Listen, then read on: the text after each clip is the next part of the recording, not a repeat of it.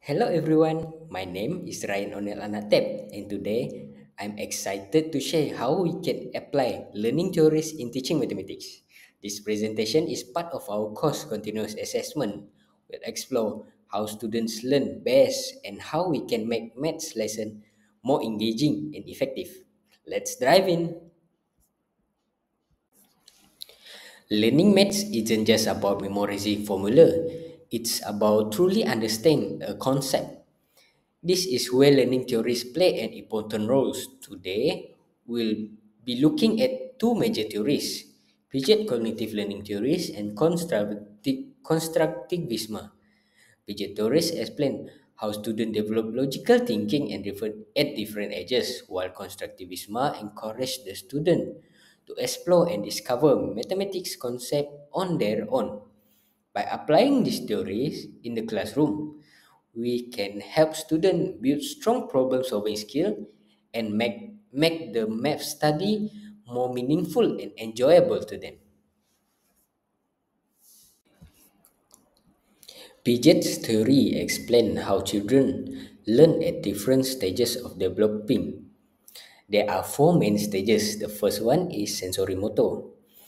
This stage starts from age 0 to 2 years old. Babies in this stage learn through touch and movement, so maths learning at this stage is very minimal. The second stages is preparation stages from age 2 to 7 years. Children begin to understand symbol but struggle with logical thinking.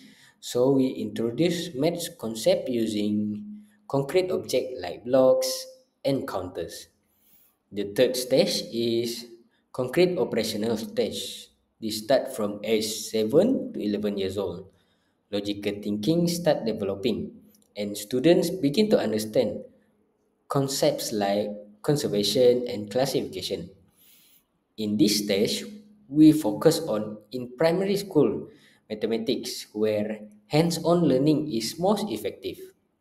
Now the last one is formula operational stage. Start from 11 years and above. Abstract thinking start to develop at this stage, allowing the students to understand algebra, proof, and advanced geometry. Since primary school students are in concrete development stage, will apply Piaget's idea by using physical objects and step-by-step activities to develop their logical thinking. Now let's continue on to learning theory of constructivism. Constructivism is a learning theory that suggests students learn best when they're actively building their own knowledge through experience. Instead of just listening to the teachers, students explore, experiment, and discover mathematical concepts by themselves. The key principle of constructivism include active learning where students learn by doing prior knowledge, which help connects new information to what they already know. Social interaction where students collaborate and learn from each other, and real world application which make math more meaningful when linked to everyday life. In this approach, the teacher acts as a facilitator guiding students rather than simply giving them the answer. For example, instead of memorizing the formula of area and perimeter, students can explore and derive their formula themselves through hands-on activities. Let's move on to the application. Alright, our lesson today is titled Discovering Perimeter and Area Using a Grid Paper. We'll apply Piaget's theory and constructivism to help students learn about perimeter and area in hands-on way. So, the objective of this lesson is to help students in the concrete operational stage of age 7 to 11 years old, developing their logical thinking by exploring mathematical concept through active learning. Instead of just telling the students the formula, we'll guide them to discover this concept through exploration. Sounds interesting, right? Let's move on. Before we begin our lesson, let's make sure we have all the materials needed. First of all, for this activity, student will need a grid paper, scissors, colored pencil, and a ruler. This simple material will help to make the learning process interactive and engaging. The first step in our activity is to let the student explore. Each student will be receiving a piece of grid paper, and it is asked to cut out a shape using only the squares, such as a rectangle or an irregular shape. Then they use a ruler to measure and count the units along the edges of the shape to find the perimeter. Next, they should count the total number of squares inside the shape to determine its area. This hand-on approach follows Piaget cognitive learning theory as it allows students to develop logical thinking through concrete experience before moving on to the abstract concepts.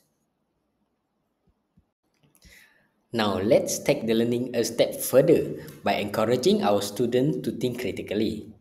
Now, we make a challenge to them. Can two different shapes have the same area but different perimeters?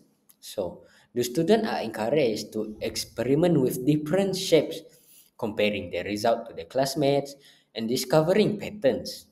Through this exploration, they will naturally start identifying the relationship between perimeter and area, leading them to develop their own formula instead of simply being told how perimeters and area works.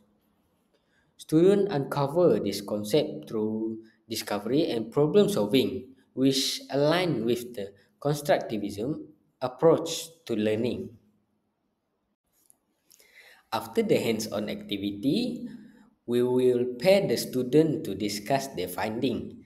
They will compare their result and discuss question. For example, did different students get different answer? And which shapes used the most effectively? Okay, as a class teacher, we then relate the importance of perimeter and area to real life application. For example, fencing a garden or tiling a floor. This step reinforce their mind by helping students understand the practical relevance of what they just explore.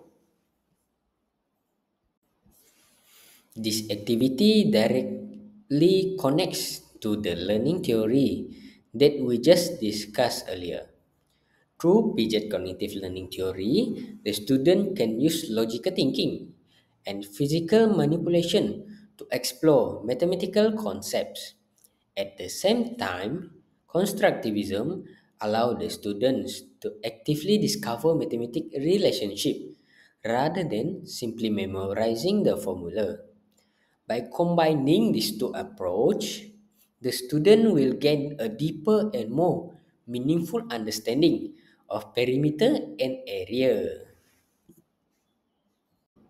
Alright everyone, so now let us discuss the implication in teaching mathematics from the activity we just explained before this. From the activity we've created just now, we can see that Piaget learning theories has several key implications for teaching. Hands-on learning is essential, especially for students in the concrete operational stage who benefit from using manipulative and visual aids. Now, the second one is concept should be introduced gradually, moving from a physical experience then to an abstract understanding. Logical thinking should be developed through activities like measuring, cutting, and comparing their shapes. Pure collaboration is also encouraged as it discussing finding help reinforce cognitive development of our students. Similar to Piaget's theory, constructivism encouraged the students to create an approach to their learning. Instead of passively receiving information, students can explore, hypothesize, and test their idea. Real life application will help the students to see the relevance of maths in their daily life. Differentiated instruction allow the student to approach problem solving in different ways, catering to their unique learning style. Most importantly, active engagement make learning more interactive and enjoyable to them. If basing on individual difference, we need to understand that every student has a unique learning style, and it's important to adapt our teaching methods accordingly. For example, your visual learner benefits from diagram and models, while kinesthetic learner learn best through hands-on activity. A slow learner may need step-by-step guidance and more time to explore concept, while an advanced learner can be challenged by a complex shapes and real-world application. By recognizing this difference, we can ensure that all students have access to effective maths instructions. Last and foremost, we need to keep in mind that constructivism also acknowledges individual learning difference. Collaborative learner will mostly thrive in group works and discussion, while an independent learner may prefer self-directed projects. Struggling students may benefit from scaffolding and real-life connection that make abstract concepts easier to understand. This can be done by allowing students to relate mathematical concepts to their own experience. We can create a more individual and supportive learning environment by doing it this way. Alright, that's all for my presentation. I hope this provide a clear understanding of how Piaget cognitive learning theories and constructivism can be applied in teaching mathematics. Here I have listed all the reference. You guys can search it yourself. Thank you. Thank you everyone for your time. And if you have any question, feel free to ask in the comment section below. Bye bye.